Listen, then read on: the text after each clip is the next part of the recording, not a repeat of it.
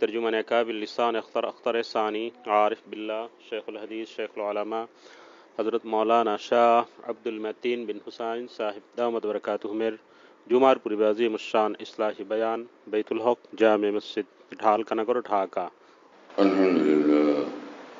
الحمد لله وكفى وسلام على عباده الذين اصطفى أما بعد أعوذ بالله من الشيطان الرجيم بسم الله الرحمن الرحيم وإن تجتنبوا كبائر ما تنهون عنه نكفر عنكم سيئاتكم وندخلكم مدخلا كريما صدق الله مولانا العظيم وقال رسول الله صلى الله تعالى عليه وسلم لو تعلمون ما أعلم لضحكتم قليلا ولبكيتم كثيرا وما تلذذتم بالنساء على الفرش ولخرجتم إلى السعودات تجأرون إلى الله وتبكون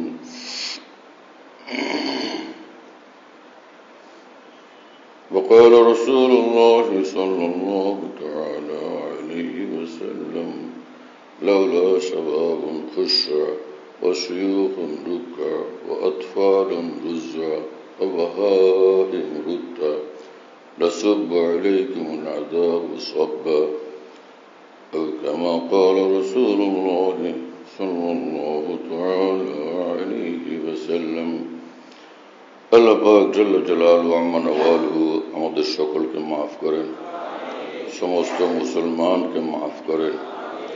আল্লাহর মুহাব্বত মারিফত আল্লাহর ভয় আমাদেরকে দান করেন। আল্লাহর হুকুম মোতাবেক জিন্দগি, রাসূলুল্লাহ সাল্লাল্লাহু আলাইহি ওয়াসাল্লামের হিদায়াত মোতাবেক জিন্দগি আল্লাহ আমাদেরকে দান করেন। জান্নাতুল ফিরদাউস আমাদের জন্য মঞ্জুর করেন। জাহান্নাম থেকে আমাদেরকে বাঁচান। দো জাহানের আফিয়ত ও কামিয়াবি আমাদেরকে নসিব করেন। রাসূল আকরাম সাল্লাল্লাহু তাআলা আলাইহি ওয়াসাল্লাম বলেন যে আমি যা জানি তোমরা যদি তা জানতে পারতে তো তোমাদের হাসি কম হয়ে যেত, কান্না বাড়ত এবং তোমরা জঙ্গলের দিকে দৌড়ে যেতে, ঘর বাড়ি থেকে বের হয়ে, আর চিৎকার করতে আর কান্নাকাটি করতে থাকতে। আমার তালাজ্জাজতুম বিন নিসাই আলাল ফুরুশ, নারীদের সঙ্গে শয্যা গ্রহণের এই স্বাদ আস্বাদনের সুযোগও তোমাদের হইত না। এবং আরেক বর্ণনায় আছে মা আকালাকুম মা ওয়াসিয়াকুমুশ শারাব মা সাকাকুমুশ শারাব ওয়ালা তাআম, খানা দানা পানাহার সব বন্ধ হয়ে যেত, কিছুই করতে পারত না, এরকম এক অবস্থা হইত। আরেক বর্ণনাতে আছে যে ওয়ামা নামতুম আলাল ফুরুশ, বিছনায় গিয়ে ঘুমাইতেও পারত না। এক বর্ণনা আছে লাউ রাআইতুম মা রাআইতু লাযহিকতুম কালীলান ওয়া লাবাকাইতুম কাসীরা, আমি যা দেখলাম তা যদি তোমরা দেখতে পেতে তাহলে শুধু কান্না আর কান্না করতে, হাসি থেমে যেত, হাসি কমে যেত। তো সাহাবায়ে কেরাম রাদিয়াল্লাহু তাআলা আনহু বললেন মা রাআইতা ইয়া রাসূলুল্লাহ, ইয়া রাসূলুল্লাহ আপনি কি দেখছিলেন যে জন্য আপনি আমাদেরকে এরকম বলেন? রাসূলুল্লাহ সাল্লাল্লাহু আলাইহি ওয়াসাল্লাম বললেন রাআইতুল জান্নাতা ওয়ান নার, আমি জান্নাত দেখলাম এবং জাহান্নাম দেখলাম। নিজের চোখে আমি জান্নাত দেখলাম, জাহান্নাম দেখলাম। সেই অবস্থা যদি তোমাদের নজরে থাকতো, তোমাদের জানা থাকতো, এই দুনিয়াতে স্বাভাবিক অবস্থা তোমাদের মধ্যে থাকতো না। এই কথা বললেন রাসূলুল্লাহ সাল্লাল্লাহু আলাইহি ওয়াসাল্লাম। খাওয়া দাওয়া সব বন্ধ হয়ে যেত, আরাম আয়েশ সব বন্ধ হয়ে যেত, সুখ উল্লাস সব বন্ধ হয়ে যেত, কিছুই থাকতো না। স্বাভাবিক জীবন এটা অচল হয়ে যেত। এটাই বললেন ঘুম পর্যন্ত বন্ধ হয়ে যেত, ঘুমানোর সুযোগ হইত না।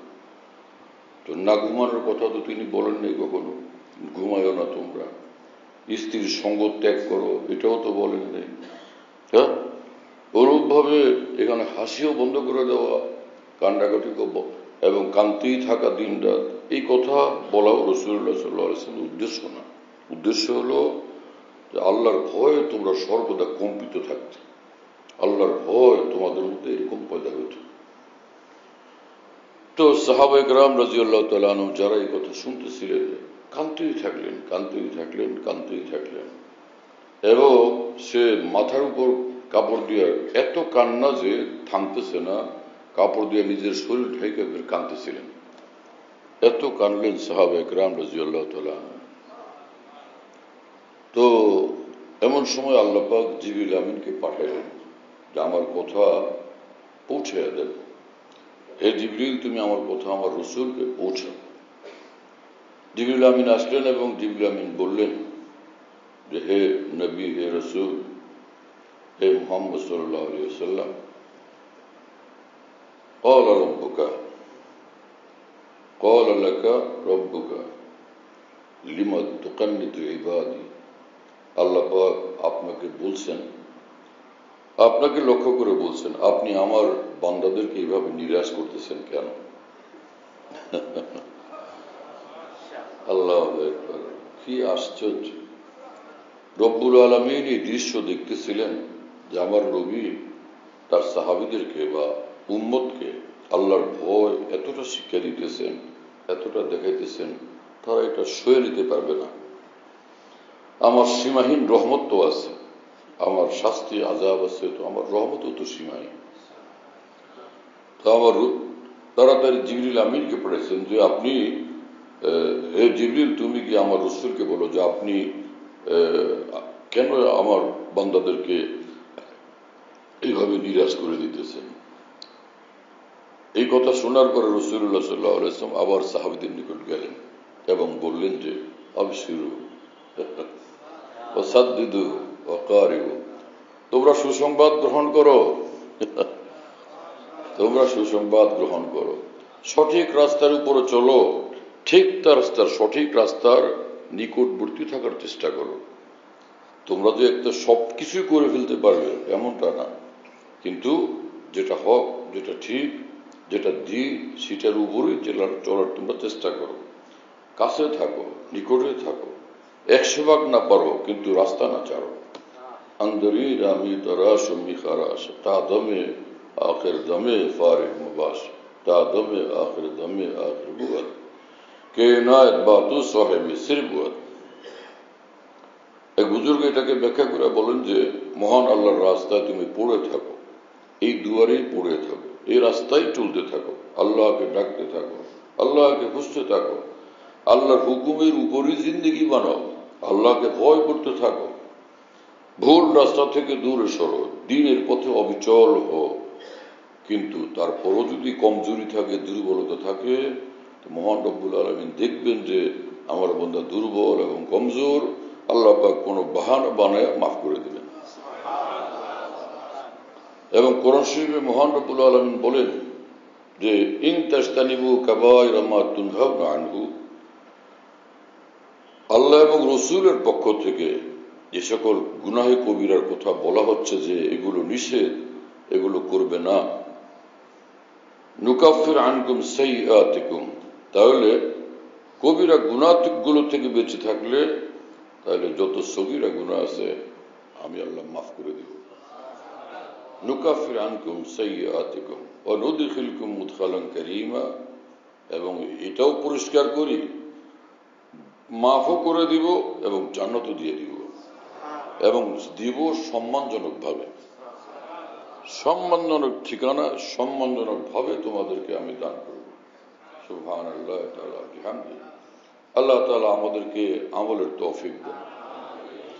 গুনাহমুক্ত জিন্দেগি যদি মানুষ বানায়, তাকওয়ার উপর চলে, আল্লাহ পাক মেহেরবানি করেন, আল্লাহ পাকের দয়া হয়, মেহেরবানি হয়, রহমত দান করেন, বরকত দান করেন, আল্লাহ পাক তাকে শক্তি দান করেন, হিম্মত দান করেন, মনোবল দান করেন, সাহস দান করেন,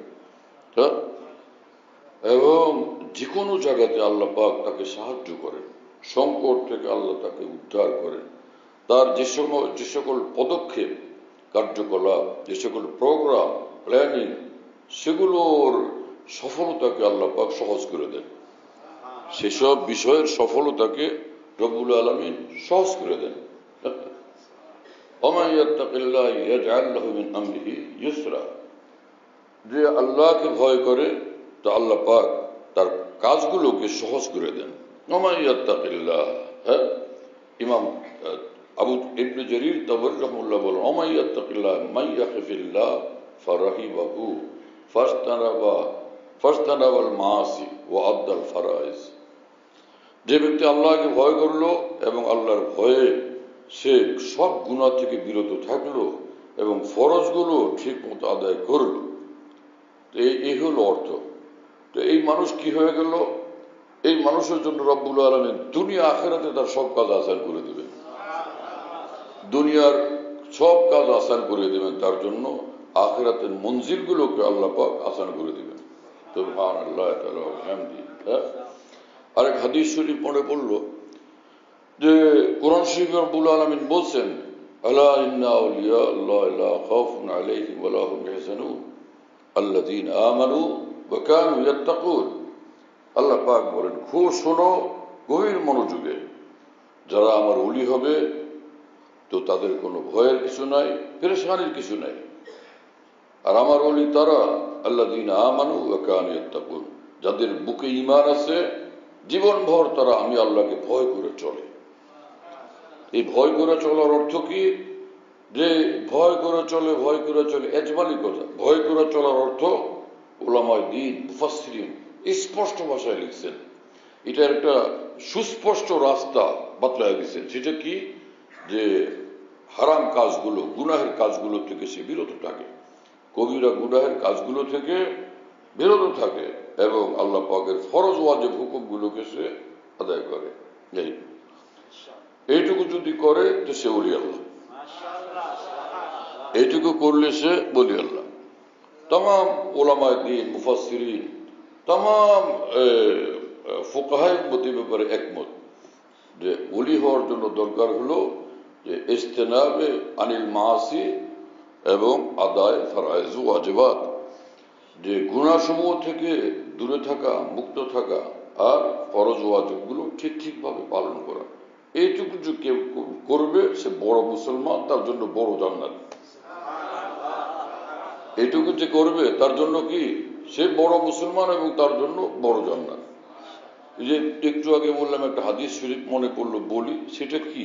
সেটা হলো এই, রাসূলুল্লাহ সাল্লাল্লাহু আলাইহি ওয়াসাল্লাম একবার বললেন, এই হাদিস পায় আমার এত খুশি লাগলো যে এতদিন পর্যন্ত আপনাদেরকে যত কথা শোনাই, এখন তো এই আয়াতে পাকের ব্যাখ্যা করলাম, ওই হাদিস একদম স্পষ্ট, সুস্পষ্ট। রাসূলুল্লাহ সাল্লাল্লাহু আলাইহি ওয়াসাল্লাম, আলা ইন্না আউলিয়া আল্লাহ আল মুসাল্লুন, হ্যাঁ, তোমরা শোনো আল্লাহর ওলি তারা যারা ঠিক মতো নামাজ আদায় করে, ইউসাল্লুনা সালাওয়াতুল খামস, হ্যাঁ, ওয়া ইয়াসুমুনা সাওম, যে তারা 5 ওয়াক্ত নামাজ আদায় করে এবং ইয়াসুমুনা সাওম রমাজান, তারা রমজান মাসে রোজা রাখে, ওয়া ইউদ্দুনা যাকাত, যখন যাকাত ফরজ হয় তারা যাকাত আদায় করে, ওয়া ইয়াজতানিবুনাল কাবায়ের, এবং তারা সব কবিরা গুনাহ থেকে বিরত থাকে। এরা হলো আউলিয়ায়ে কেরাম। সুবহানাল্লাহ বিহামদিহি। ওয়াহ ওয়াহ ভাই, তাহলে কি হলো? 5 ওয়াক্ত নামাজ আদায় করে, হ্যাঁ, 5 ওয়াক্ত নামাজ আদায় করে, রমজান মাসের রোজা রাখে এবং হজ ফরজ হলে হজ করে এবং গুনাহে কবিরা থেকে তারা বিরত থাকে। এবং রাসূল আকরাম সাল্লাল্লাহু আলাইহি ওয়াসাল্লাম বলেন, লা কাবীরাতা মাল ইস্তিগফার, কোন মানুষের হাজারো কবিরা গুনাহ যদি হয়ে যায় আর সে যদি তওবা ইস্তিগফার করে নেয়, সব মাফ হয়ে যাবে। ওয়ালা সগীরাতা মাল ইসরার, আর ছোট গুনাহ যদি হয়, সগীরা গুনাহ যদি হয়, সেটা ধৃষ্টতার সঙ্গে অব্যাহত রাখে, সেটা কবিরা গুনাহে পরিণত হয়ে যায়। এজন্য আমাদের জন্য রাস্তা পরিষ্কার যে ফরজ ওয়াজিবগুলো আমরা আদায় করব এবং গুনাহের কাছ থেকে বিরত থাকবো ইনশাআল্লাহ তাআলা। হিম্মত করে আল্লাহ আমাদের তৌফিক দেন। এবং আমাদের সব মানুষ বলি আল্লাহ সহজ, অন্তত ওই সকল মানুষ যারা এই কথা সিদ্ধান্তই নিয়ে নিছেন আমরা তো ভাই আল্লাহর হুকুমের বাইরে যেতে রাজি না, আল্লাহ রসুলের তরিকার বাইরে যেতে রাজি না। এরকম লোক আছে না মুসলমানদের মধ্যে? 2 জন না 10 জন না 10 লাখ না কোটি কোটি মুসলমান এরকম আছেন, কিন্তু মুসলমানের কাছে দ্বীনের কথাগুলো অস্পষ্ট। মুসলমান দিশা পায় না কোনটা করবো কোনটা ছাড়বো। এই হলো বিষয়। আল্লাহ আমাদেরকে বুঝ দেন এবং তৌফিক দান করেন।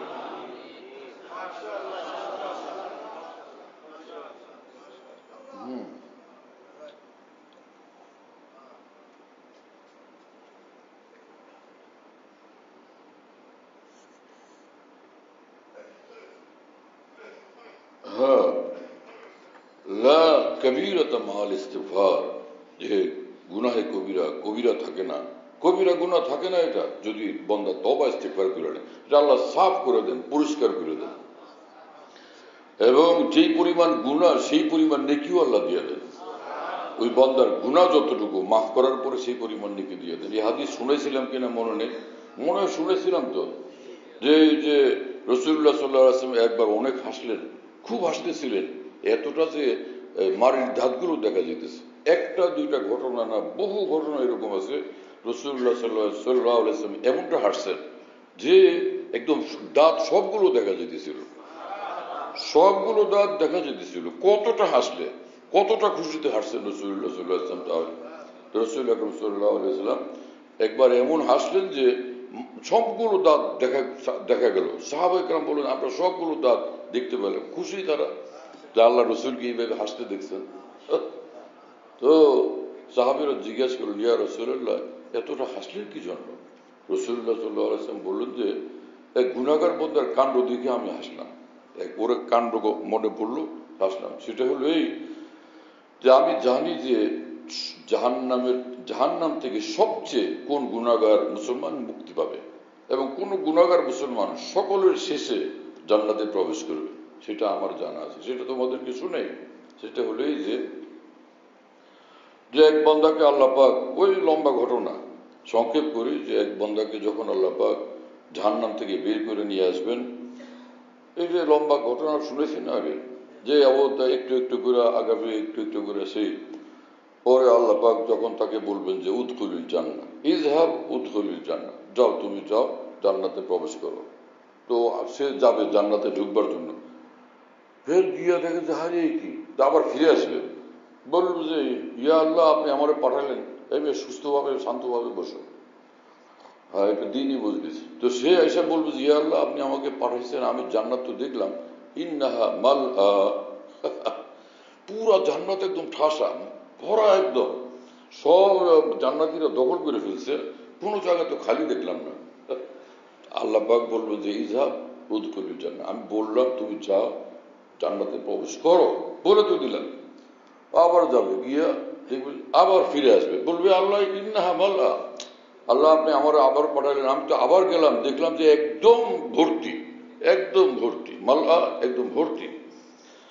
তো সে বান্দাকে আবার তৃতীয়বার আল্লাহ পাক বলবে যে ইযহাব উদখুলিল জান্নাত, আমি বললাম তুমি যাও গিয়া জান্নাতে প্রবেশ করো না, ও আবার আসবে।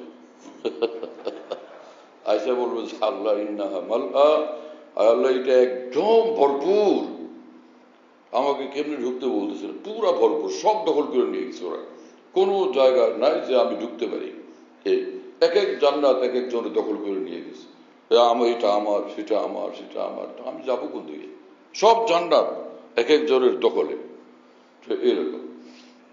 তো আল্লাহ পাক জাল্লা জালালুহু মানে তখন বলবেন যে আর তুমি কিরকম জান্নাত চাও? তামান্না, তুমি একটা আকাঙ্ক্ষা প্রকাশ করো যে আমি এইরকম জান্নাত চাই, তো সেটা আমি দিয়ে দিই। তো সেই বান্দা বলবে যে, তখন সেই বান্দা বলবে কি জানি তামান্না, বান্দা তখন আকাঙ্ক্ষা করবে যে আমি আকাঙ্ক্ষা করলাম, আমি আকাঙ্ক্ষা করলাম, কি আকাঙ্ক্ষা করছে কি জানে ও মনে মনে। তখন আল্লাহ পাক বলবেন যে শোনো, এই যে এই দুনিয়া দেখছো না, দুনিয়া, হ্যাঁ এই দুনিয়ার লেখা আমসাল ও আসাদের দুনিয়া, তোমার এই দুনিয়ার 10 দুনিয়ার সমান, হ্যাঁ আসাদ আমসাল দুনিয়া, দুনিয়ার 10 দুনিয়ার সমান তোমাকে জান্নাত দিয়ে দিলাম, তুমি যাও, সেটা এখন বুঝে নাও গিয়ে। যখন ওই বন্দা বললে তাস্কারু মিন্নি ওয়া আনতাল মালিক, আপনি এত বড় বাদশাহ, আমার নিয়ে ঠাট্টা মশকারি করেন।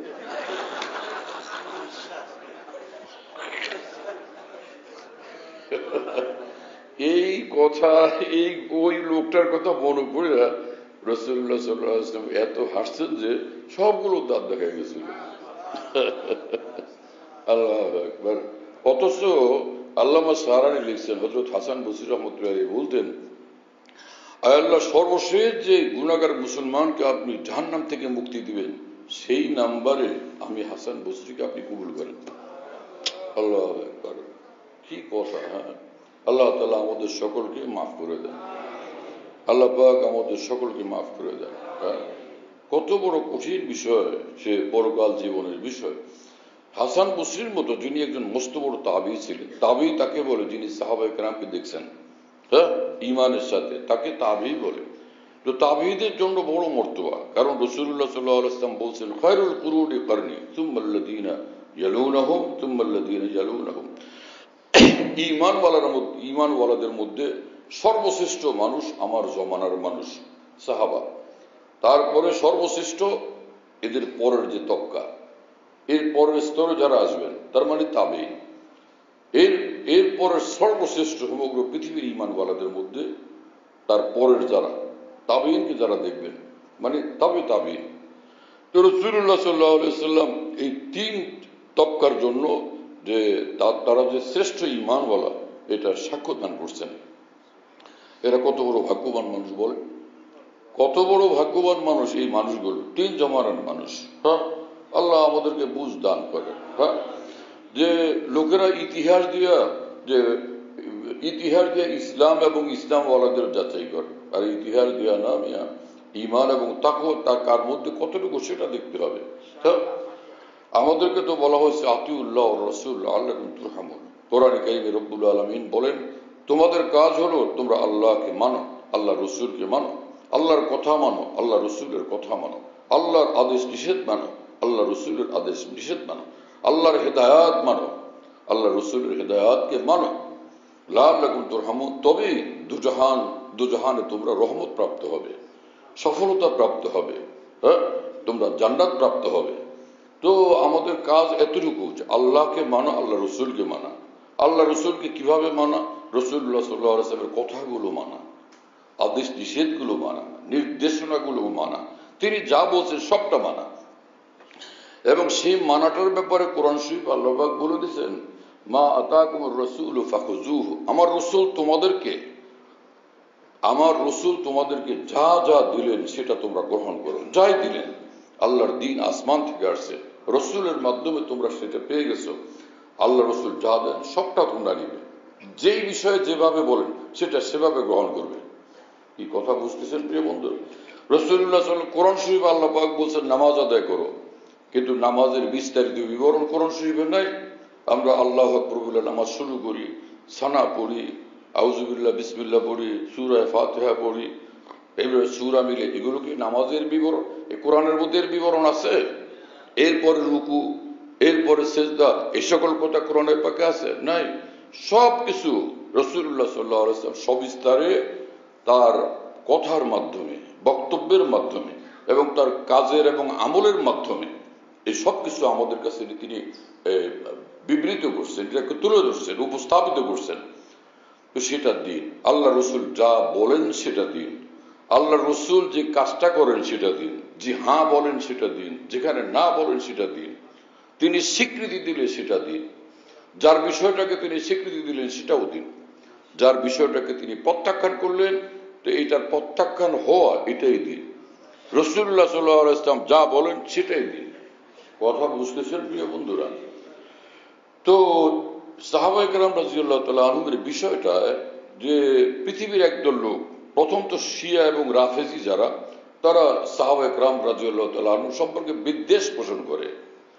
কয়েকজন নির্দিষ্ট সংখ্যক সাহাবী, হযরত আলী রাদিয়াল্লাহু তাআলা আনহু, হযরত হাসান হুসাইন রাদিয়াল্লাহু আনহুমা, হাসান হুসাইন রাদিয়াল্লাহু আনহুর বংশধর এরা, হযরত ফাতেমা রাদিয়াল্লাহু আনহা, হযরত আলী রাদিয়াল্লাহু তাআলা আনহু, এই কয়েকজনকে তারা বড় মনে করে। আর বাকি সব সাহাবী কাফের। নাউযুবিল্লাহি তাআলা মিন যালিক। আবু বকর সিদ্দিক রাদিয়াল্লাহু তাআলা আনহুকে শিয়ারা কাফের বলে, ওমরে ফারুক রাদিয়াল্লাহু তাআলা আনহুকে শিয়ারা কাফের বলে। কথা বুঝতেছেন প্রিয় বন্ধুরা?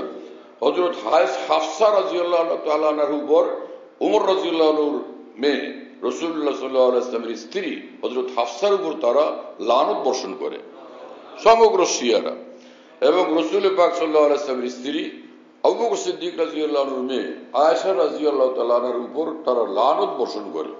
এই হলো শিয়ারা।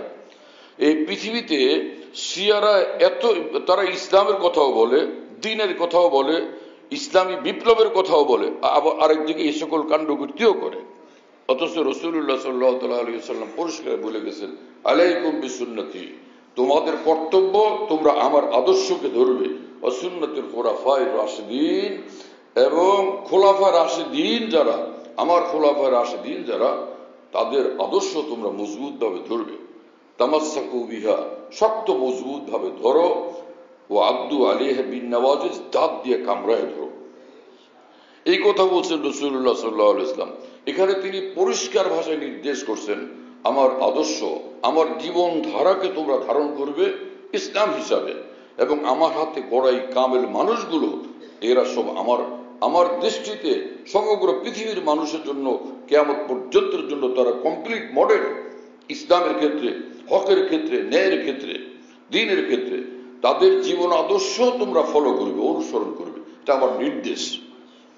আর কি ভাষায় বলছেন? শক্তভাবে ধরো, দাঁত দিয়ে কামড়ায় ধরো। কথা বুঝতেছেন প্রিয় বন্ধুরা? সেই আবু বকর সিদ্দিক রাদিয়াল্লাহু আনহু, ওমর ফারুক রাদিয়াল্লাহু তাআলা সম্পর্কে পর্যন্ত এই শিয়ারা এইভাবে এত চরম ভাবে তারা কথাবার্তা বলে। তো ওদের ঈমান থাকলো? হ্যাঁ, ওদের ইসলাম থাকলো? আল্লাহ রাসূলের আনুগত্য ইসলাম, আল্লাহর আনুগত্য ইসলাম, রাসূলুল্লাহ সাল্লাল্লাহু আলাইহি ওয়াসাল্লামের আনুগত্য ইসলাম। সেই ইসলামকে ওরা অনুসরণ করলো। ওদের হাসর কি হবে? কাল কিয়ামত আল্লাহ পাকের সামনে গেলে তখন দেখা যাবে। আমরা কি সেই সাহাবায়ে কেরাম রাদিয়াল্লাহু আনহুকে অভিশাপ করব, তাদের লানত করব, তাদেরকে প্রতি কুধারণা করব, তাদের প্রতি বুকের ভিতরে হিংসা, বিদ্বেষ এবং জবানের মধ্যে তাদের প্রতি সমালোচনা, বই পুস্তকের কলমে তাদের ব্যাপারে সমালোচনা, তাদের দোষ ত্রুটি আবিষ্কার, এর মাধ্যমে আমরা কি জান্নাতের পথে চলবো, নাকি এর থেকে বিরত থাকার মাধ্যমে?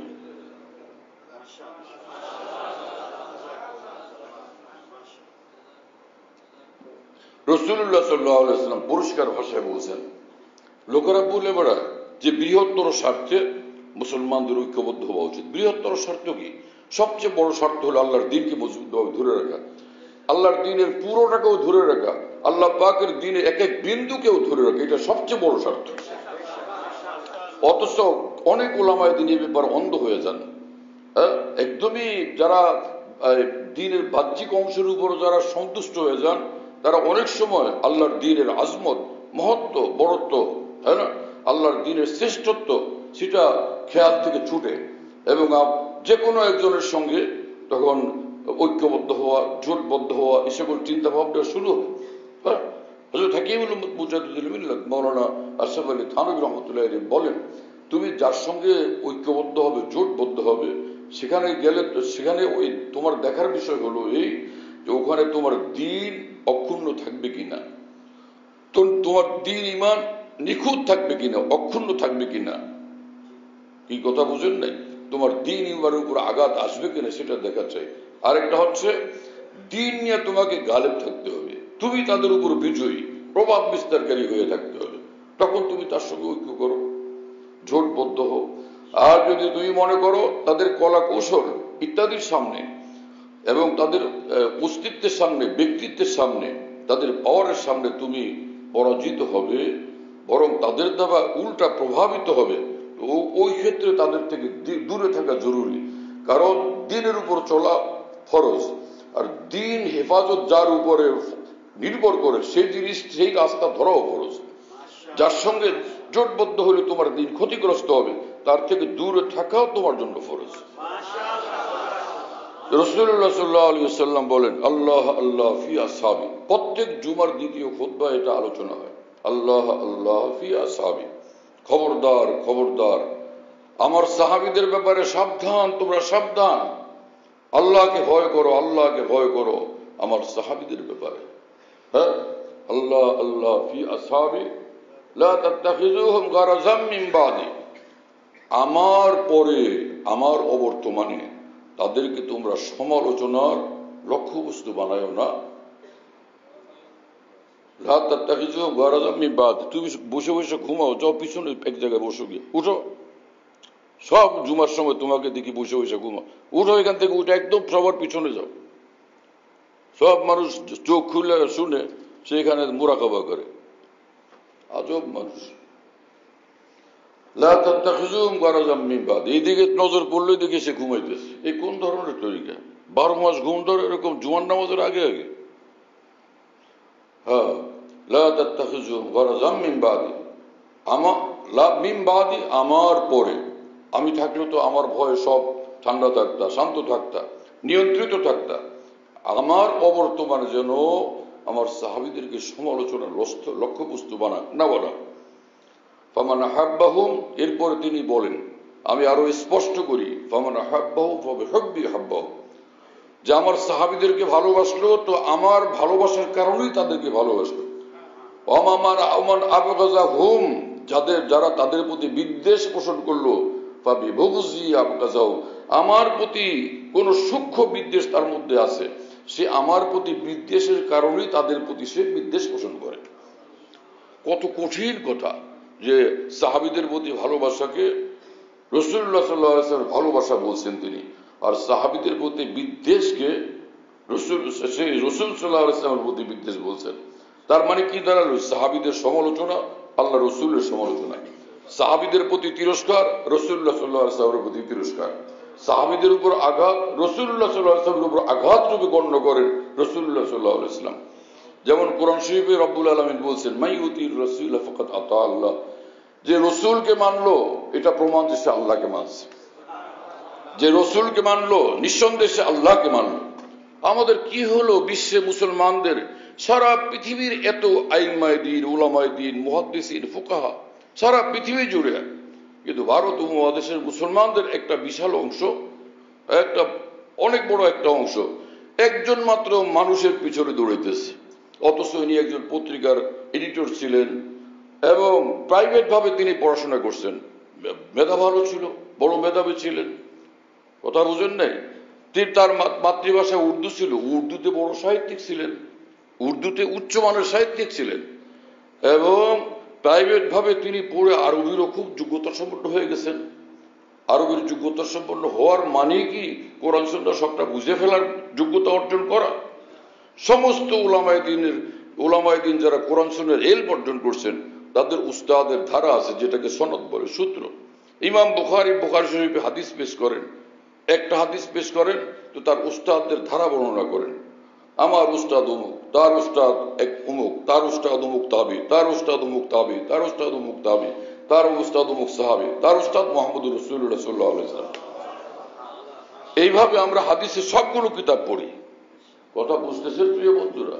কিন্তু ঘরে বসে বসে আমার উস্তাদকে, আমাদের যে উস্তাদ, আমার উস্তাদ বুখারী শরীফ পড়ছে সেগুলো দিস মাওলানা আজিল হক সাহেব রহমাতুল্লাহ নিকট, মুফতি আব্দুল মুহিত সাহেব রহমাতুল্লাহ নিকট, তো ইনাদের দোনোজনের উস্তাদ আল্লামা সাব্বির আহমদ উসমান রহমতুল্লাহ, তার উস্তাদ শাইখুল হিন্দ মাওলানা মাহমুদ হাসান দেওবন্দি রহমতুল্লাহ আলী, তার উস্তাদ হুজ্জতুল ইসলাম মাওলানা কাসেম নানভী রহমতুল্লাহ আলী, কথা বুঝতেছেন প্রিয় বন্ধুরা? তার উস্তাদ শাহ আব্দুল গনি মুজাদ্দিদি রহমতুল্লাহ আলী, তার উস্তাদ শাহ ইসহাক রহমতুল্লাহ আলী, তার উস্তাদ শাহ আব্দুল আজিজ দেলভী রহমতুল্লাহ আলী, তার উস্তাদ শাহ ওলিউল্লাহ দেলভী রহমতুল্লাহ আলী। ভারত উপমহাদেশের সবচেয়ে বড় আলেম যিনি ছিলেন তার উস্তাদ শেখ আবু তাহের আল মাদানী রহমতুল্লাহ আলী, একদম চলে গেল এই আরব দেশে। কি কথা বুঝতেন প্রিয় বন্ধুরা? এইরকম বুখারী শরীফে 18 জন মানুষের পরে আমার এক সনদে 18 জনের পরে আমার উস্তাদ মুহাম্মদুর রাসূলুল্লাহ সাল্লাল্লাহু আলাইহি ওয়াসাল্লাম, কথা বুঝতেছেন প্রিয় বন্ধুরা? কোন কোন সনদে 26 জনের পরে রাসূলুল্লাহ সাল্লাল্লাহু আলাইহি ওয়াসাল্লাম আমাদের উস্তাদ।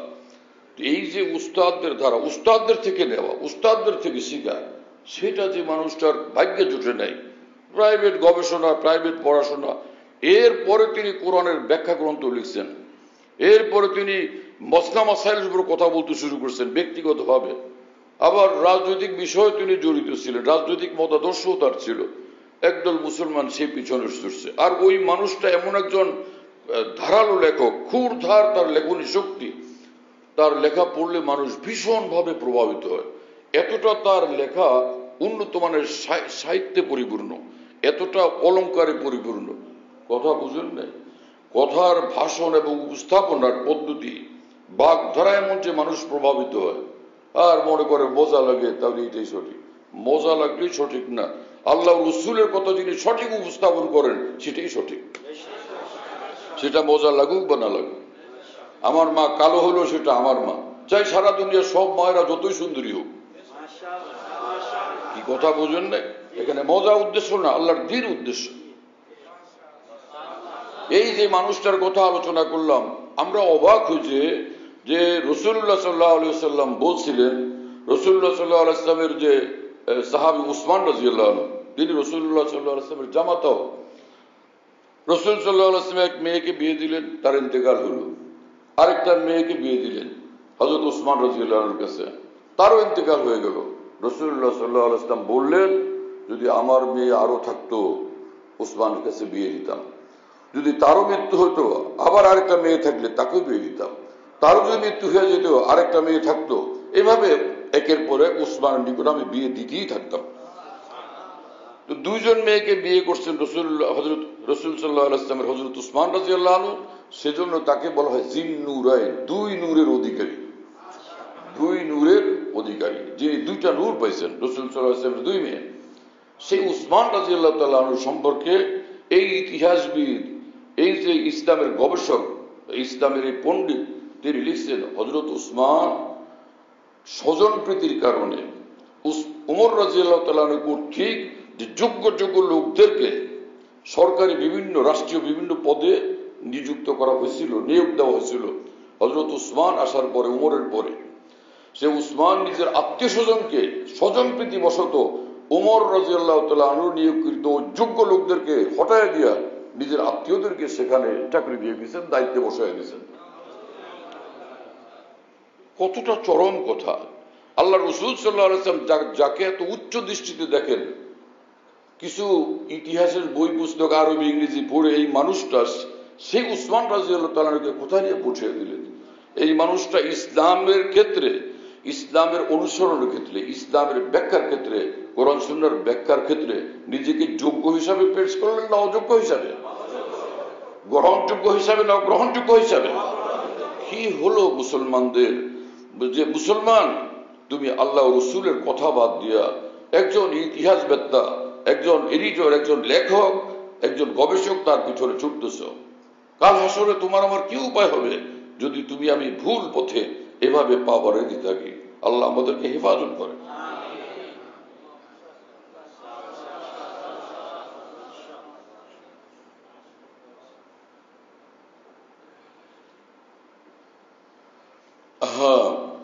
রাসূল আকরাম সাল্লাল্লাহু আলাইহি ওয়াসাল্লাম এই কথা বলছেন যে আমি সেই লোকটাকে জানি সর্বশেষে যে জাহান্নাম থেকে মুক্তি পাবে, সর্বশেষে যে জান্নাতে প্রবেশ করবে, সেই মানুষটা, এই মানুষটা। সুবহানাল্লাহ তাআলা বিহামদি, আল্লাহ তাআলা আমাদেরকে মাফ করেন, জান্নাতের পথে চলা আমাদের জন্য সহজ করে দেন।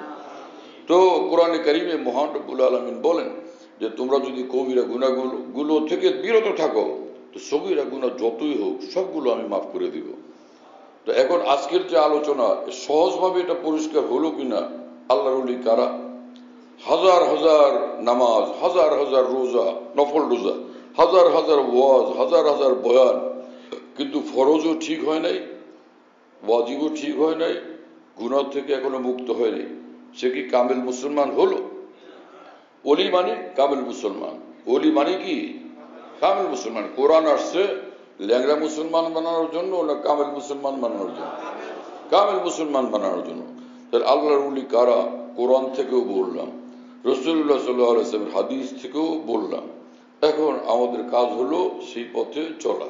আল্লাহ আমাদের তৌফিক দেন, আল্লাহ আমাদেরকে কবুল করেন। আর আমাদের যে ভুল ত্রুটি, আমাদের যে অন্যায় অপরাধ, সেটা এমন যে এই দুনিয়াতে আমাদের খাওয়ারও যোগ্যতা নেই, থাকারও যোগ্যতা নেই, বসবাস করার কোনো যোগ্যতা নাই, কোনো অবকাশ নাই। কথা বুঝতেছেন? কারণ রাসূল আকরাম সাল্লাল্লাহু তাআলা আলাইহি ওয়াসাল্লাম এক কথা বলছেন ভীষণ আজীব, যেটা আজকে পড়লাম, যে قال রাসূলুল্লাহ সাল্লাল্লাহু আলাইহি ওয়াসাল্লাম লাউলা শাবাবুন খুশশা ওয়া শুয়ুকুন রুক্কা ওয়া আতফালুন রুজ্জা লাসুব্বা আলাইকুমুল আযাব সাব্বা। আল্লাহ রাসূল সাল্লাল্লাহু আলাইহি ওয়াসাল্লাম বলেন, এই পৃথিবীতে আল্লাহর ভয়ে কম্পিত কিছু যুবক যদি না থাকতো, আল্লাহর ভয়ে কাঁপে এইরকম কিছু যুবক যদি না থাকতো, এবং বৃদ্ধ মানুষ তবু আল্লাহকে ভুলে না, আল্লাহর ইবাদত বন্দেগীতে মশগুল থাকে, এই মানুষগুলো যদি না থাকতো, এই বৃদ্ধ মানুষগুলো যদি না থাকতো, ও আতফালুন রুজ্জা, মায়ের বুকের দুধ পান করে এই নিষ্পাপ শিশুগুলো যদি না থাকতো, অবাহায় রুদ্দা ঘাস লতা খায়, হ্যাঁ, এই নিষ্পাপ অসহায় এই জন্তু জানোয়ারগুলো যদি না থাকতো, লাসুব্বা আলাইকুমুল আযাব সাব্বা, বৃষ্টির মতো তোমাদের উপর আযাব বর্ষণ হইত। তোমরা এত গুনাহ করো, এত পাপাচার করো। কথা বুঝতেছেন প্রিয় বন্ধুরা? তাহলে আমাদের এই পৃথিবীর ওই যুবক যারা আল্লাহর ভয়ে কাঁপে, আল্লাহর হুকুমের উপর অটল জীবন নিয়ে চলে, তারা আমাদের এই দুনিয়াতে বেঁচে থাকার জন্য তারা আমাদের একটা উসিলা, আল্লাহর রহমত পাওয়ার জন্য তারা একটা উসিলা। ওই বৃদ্ধ মানুষ যারা আল্লাহকে নিয়ে ব্যস্ত, আল্লাহর ইবাদত বন্দেগীওয়ালা জিন্দেগি নিয়ে যারা চলেন, তারা আমাদের জন্য বড় সহায়। তাদের উসিলে আল্লাহ পাক আমাদেরকে রক্ষা করতেছেন, হেফাজত করতেছেন, খাওয়াইতেছেন, বাঁচতে দিতেছেন, এই পৃথিবীতে ইজ্জতের সাথে বাঁচতে দিতেছেন। আর মায়ের দুধ দুগ্ধ পোষ্য যে সকল বাচ্চা, মায়ের দুধ পানকারী, বুকের দুধ পানকারী, অর্থাৎ ছোট ছোট নিষ্পাপ শিশু, এটা হলো উদ্দেশ্য।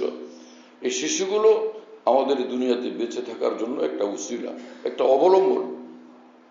আর এই যে গরু, ছাগল, ভেড়া, পশু, আমরা যাদেরকে দেখি যে এরা তো আছে, আমরা খুব দাবি করতে থাকি আমরা আশরাফুল মাখলুকাত, আমরা বড়, হ্যাঁ, বরং এই যে জন্তু জানোয়ার যারা এইভাবে আল্লাহটা খায়, আল্লাহর কৃতজ্ঞ থাকে, তো তাদের এই পৃথিবীতে আমাদের বেঁচে থাকার জন্য তারা একটা অবলম্বন।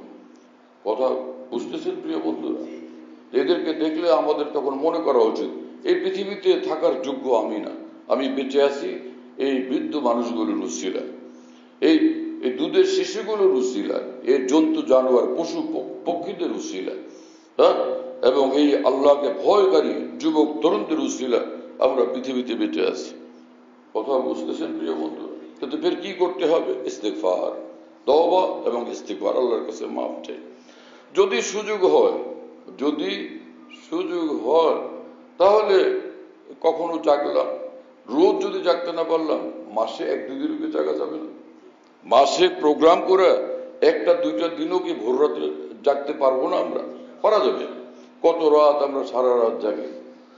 রাসূল আকরাম সাল্লাল্লাহু আলাইহি ওয়াসাল্লাম বলেন যে ইজা মাজা সুদুসুল লাইলিল আউয়াল আও শাতরুল লাইল আও সুলুসাহ, রাসূল পাক সাল্লাল্লাহু আলাইহি ওয়াসাল্লাম বলেন, যখন রাতের প্রথম তৃতীয়াংশের প্রথম অংশ, যখন 1/3 যখন শেষ হয়ে যায়, 2 ভাগ থাকলো, আরেক বর্ণনায় অথবা 2 ভাগ চলে যাওয়ার পরের অংশ। কি কথা বুঝতেছেন? তার মানে কি, শেষ তৃতীয়াংশ, রাতের শেষ ভাগ, অর্থাৎ ভোর রাত, এই সময়টা যখন হয়, ইয়ানজিলুল্লাহ তাআলা ইলা সামায়ে দুনিয়া, আল্লাহ পাক সর্বনিম্ন আসমানে তার সে সীমাহীন রহমত এবং নূর নিয়ে আল্লাহ পাক অবতরণ করেন। আল্লাহ পাক তো কোনো শরীর নেই যে উপরে উঠবে নিচে নামবে, এরকম, মানে আল্লাহ পাকের খাস তাজাল্লি হয় সর্বনিম্ন আসমানে। তখন তখন রব্বুল আলামিন বলেন, আল্লাহ পাক তখন বলেন, আলা মিন মুস্তাগফিরিন ফাগফির লাহু, আসো কোনো ক্ষমা চাওয়ার লোক, কোনো বান্দা আসো যে আমার কাছে ক্ষমা চাইবে, ক্ষমা চাও, মাফ করে দিব। আলা মিন মুস্তাগফিরিন ফাগফির লাহু, আলা মিন তাইবিন ফাতুব আলাইহি, আসো কোনো তওবা করি, এখন তওবা করো, এই সময়টা আমি তওবা কবুল করব। আলা মিন দাইন ফাস্তাজিব লাহু, আসো কোনো দোয়া করি, আমি তোমার দোয়া এখন কবুল করব। আলা মিন মুস্তারজিকিন ফারজুকাহু, আসো কেউ রিজিক প্রার্থনাকারী, তোমাকে রিজিক দান করব। আল্লাহ মুবতালান ফাওয়াফিয়াহু, আসো কেউ এরকম বিপদগ্রস্ত মানুষ, বিপদ থেকে মুক্তি চাও, এখন বলো আমি তোমাকে বিপদ থেকে মুক্ত করে দিব। যে হাত্তা ইয়ানফাজির আল ফাজর অফির হাত্তা ইয়ানফাজির আল সুবহ, সকাল হওয়া, ফজরের রক্ত শুরু হওয়ার আগ পর্যন্ত। ফজরের রক্ত শুরু হওয়ার অর্থ হলো যে সময় রোজাদারের আর কিছু খাওয়াটাও নিষেধ হয়ে যায়। সেহরির সময় শেষ, যে সময়টা, এই সেহরির সময় শেষ হওয়া পর্যন্ত, এটা হলো ফজরের রক্ত শুরু হওয়ার অর্থ। এই সময় পর্যন্ত রব্বুল আলামিন ডাকতে থাকেন, আল্লাহ পাক নিজে ডাকতেই থাকেন। কি মেহেরবানি আল্লাহ তাআলা। তো অন্তত সপ্তাহে একদিন, না 2 সপ্তাহের মধ্যে একদিন, না হলে 3 সপ্তাহে একদিন, না হলে মাসে 1-2 দিন উঠি, রব্বুল আলামিনের কাছে কিছু বলি। আর যদি এর থেকে বেশি হলো তাহলে আরো বেশি ভালো। কিন্তু আমরা দুর্বল মানুষ, কমজোর মানুষ, সপ্তাহে অন্তত একদিন শেষ দিকে প্রোগ্রাম বানাই, আজকের রাতটা এরকম করবো। হ্যাঁ, আল্লাহ জাল্লা জালালুহু ওয়া মানওয়ালু আমাদেরকে তৌফিক দেন, আমাদের পরিবার পরিজন আপনজন সকলকে তৌফিক দেন, সমস্ত মুসলমানদের তৌফিক দেন, আমাদেরকে ঈমান আর নেক আমল নিয়ে জাগবার তৌফিক দেন, আগে বারবার তৌফিক দেন। আলহামদুলিল্লাহ রাব্বিল আলামিন, সাল্লাল্লাহু আলা নবিয়িল কারীম। আমাদের ঢালকানগর খানকাহে যেখানে আমি আছি, খানকা ইয়াদগারে হাকিমুল উম্মত, মনে রাখো, বলো খানকা ইয়াদগারে হাকিমুল উম্মত। হাকিমুল উম্মতের স্মৃতি এখানে স্মরণকারী খানকা। হ্যাঁ, হাকিমুল উম্মতের কথাবার্তায় আলোচনা হয় আলহামদুলিল্লাহ, একটা নাম, কিন্তু তামাম আকাবের কথাই আলোচনা হইতে থাকে আলহামদুলিল্লাহ। বাইতুল হক জামে মসজিদ, ছাপড়া মসজিদ বলে, 5 তলা বিল্ডিং, ওটার নাম ছাপড়া মসজিদ। সেই পুরানো নাম এটা আছে। তো ছাপড়া মসজিদ, সেখানে মাসিক ইজতেমা হয় প্রত্যেক ইংরেজি মাসের 2য় বৃহস্পতিবার। আসর থেকে শুরু হয়, রাত 10টা পর্যন্ত, 10:30 পর্যন্ত হয়। তো ওখানে শরীক হওয়ার জন্য চেষ্টা করবেন ইনশাআল্লাহ। খানকা বিডি এই অ্যাপস, এটা খুলতে পারলে ওর মধ্যে বয়ান, কবিতা, বুকস ইত্যাদি সব একসঙ্গে পাওয়া যায়। খানকা বিডি হলো এরকম, স্পেলিং হলো KHANQAH, এর সঙ্গে লাগালাগি বিডি, খানকা বিডি। এই অ্যাপসটা খুললে ওর ভিতরে বয়ানগুলো পাওয়া যায়। এটা ডাইরেক্ট শোনা যায় কি, এবং ডাইরেক্ট শোনা যায়। হযরতুল্লাহ দামাত বারাকাতুহুমের বয়ান, যেখানে বয়ান করেন, সব বয়ান নেটের মাধ্যমে, টেলিগ্রামের মাধ্যমে পাওয়া যাচ্ছে। হযরতুল্লাহ দামাত বারাকাতুহুম যখন বয়ান করেন, বয়ানটা আমরা দেশ বিদেশ থেকে, দুনিয়ার যে কোনো জায়গা থেকে আমরা পেতে পারি। এই জন্য মুফতি শহীদুল ইসলাম শাহ হুজুরের নম্বরে যোগাযোগ করবেন, 01715 80 18 69, 80 18 69, 01715 80 18 69, যাতে মনে থাকবে ইনশাআল্লাহ সবার। 01715 80 18 69। বলো ভাই, 01715 80 18 69। অনেক সোজা তো ভাই, মাশাআল্লাহ, অনেক সোজা করে দিছে।